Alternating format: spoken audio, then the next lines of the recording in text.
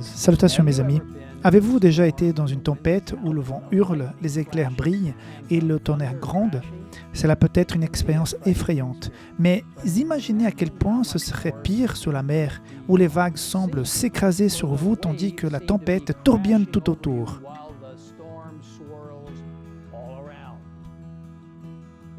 L'apôtre Paul s'est trouvé dans une telle situation.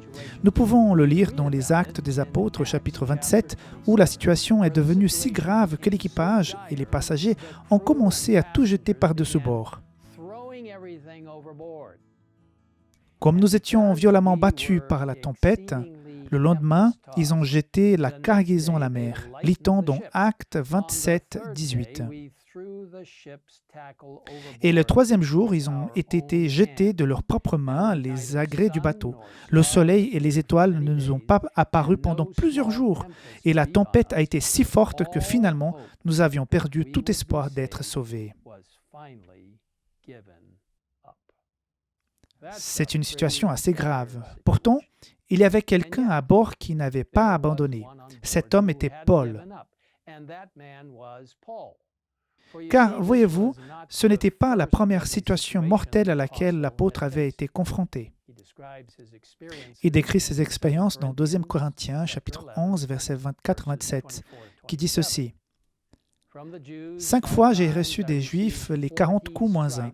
3 fois j'ai été fouetté. 1 fois j'ai été lapidé. 3 fois j'ai fait naufrage. J'ai passé 1 jour et 1 nuit dans la mer. Fréquemment, en voyage, j'étais en danger sur les fleuves, en danger de la part des brigands, en danger de la part de mes compatriotes, en danger de la part des non-juifs, en danger dans les villes, en danger dans les déserts, en danger sur la mer. J'étais exposé à de nombreuses privations de sommeil, à la faim et à la soif, à de nombreux jeûnes, au froid et au dénouement. » Cet homme de Dieu, Paul, avait traversé beaucoup d'épreuves. Combien et comment a-t-il pu continuer à avancer à travers toutes ces épreuves et tous ces découragements? Je crois que la réponse se trouve dans ce qu'il y a au milieu de cette terrible tempête sur la mer. Bien que Paul ait conseillé au capitaine du navire de ne pas continuer à naviguer, il a quand même prononcé des paroles d'encouragement pleines de foi. Écoutez attentivement ces paroles rapportées dans Actes 27, 21, 25. On n'avait pas mangé depuis longtemps. Alors Paul, debout au milieu d'eux, leur a dit, « Mes amis, il aurait fallu m'écouter et ne pas quitter la Crète, afin d'éviter ces dommages et ces pertes. Mais maintenant, je vous invite à prendre courage, car aucun de vous ne perdra sa vie. Seul le bateau sera perdu. En effet, un ange de Dieu auquel j'appartiens et que je sers m'est apparu cette nuit et m'a dit, « Paul, n'aie pas peur. Il faut que tu comparaisses devant l'empereur. Et voici que Dieu t'accorde la vie de tous ceux qui naviguent avec toi.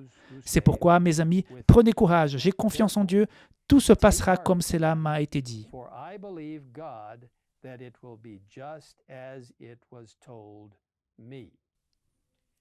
Comment Paul a-t-il pu avoir une foi aussi solide comme le roc au milieu d'une tempête où tout semblait perdu? Comment pouvait-il garder espoir dans ce qui semble être une situation totalement désespérée? Eh bien, vous pourriez dire, c'est parce que un ange est venu lui dire. Je suis sûr que c'était encourageant. Et pourtant, je pense qu'il y a quelque chose de plus que la simple présence d'un ange. Je pense que c'était à cause du message divin que l'ange lui avait délivré. Remarquez encore les paroles de Paul. C'est pourquoi, mes amis, prenez courage. J'ai confiance en Dieu. Tout se passera comme cela m'a été dit. Et c'est exactement ce qui s'est passé. Bien que le navire ait fait naufrage, Paul et tous ceux qui étaient à bord ont été sauvés. Paul avait la paix et le courage parce qu'il avait une confiance pleine et entière dans la parole de Dieu, que tout se passerait comme Dieu l'avait dit. Mes chers amis, on nous dit très clairement qu'une tempête implacable dont sa fureur arrive. Sommes-nous prêts à l'affronter?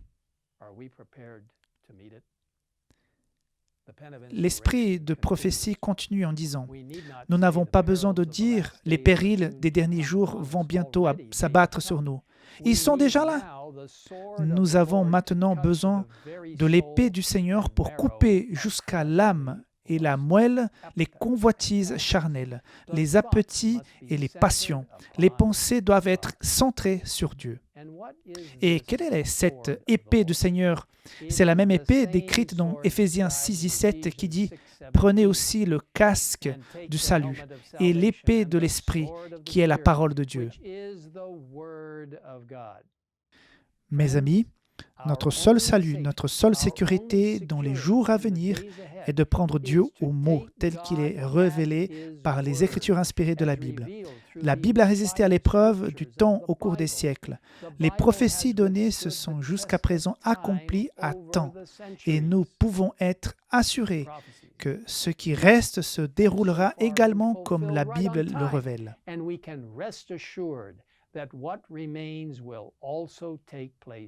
Just as the Bible reveals. Comme indiqué dans Apocalypse 19:10, nous avons également reçu le merveilleux don du témoignage de Jésus, qui est l'esprit de prophétie. Il va nous aider et nous guider dans ces derniers jours de l'histoire de la terre.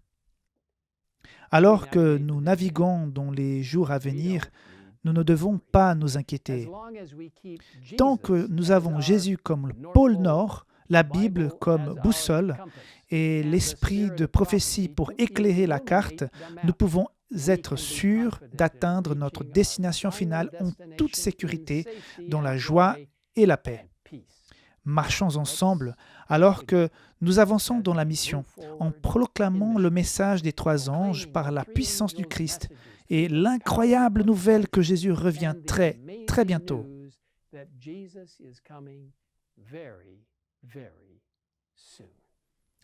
Prions ensemble. Père Céleste, merci pour l'étonnant message que tu nous donnes. Merci pour la parole de Dieu, la Bible, qui est aussi sûre que n'importe quelle fondation. Elle est la fondation de tout ton amour et de ton caractère qui nous est révélé. Ton caractère qui est fondé sur l'amour et ces mots précieux dans la Bible sont des lettres d'amour pour nous donner des instructions et des conseils. Et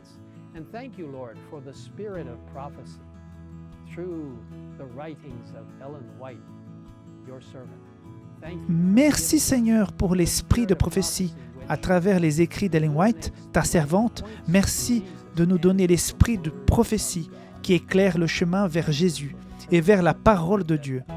Merci pour le privilège de savoir que notre avenir est assuré lorsque nous nous appuyons chaque jour sur les mérites et les sangs de Jésus-Christ, en acceptant sa justice salvatrice et sanctifiante qui est le cœur même du message des 3 anges. Nous aidons à comprendre, à revenir au véritable culte de Dieu et à proclamer au monde. Seigneur, donne-nous la ferme conviction que ta parole est la source de toute vie et de toute vérité. Bénis-nous maintenant, alors que nous entrons dans les derniers jours de l'histoire de la terre. Seigneur, nous nous appuyons sur ta parole et tes instructions de l'esprit de prophétie et nous te remercions de nous écouter. Nous te le demandons au nom précieux de Jésus. Amen.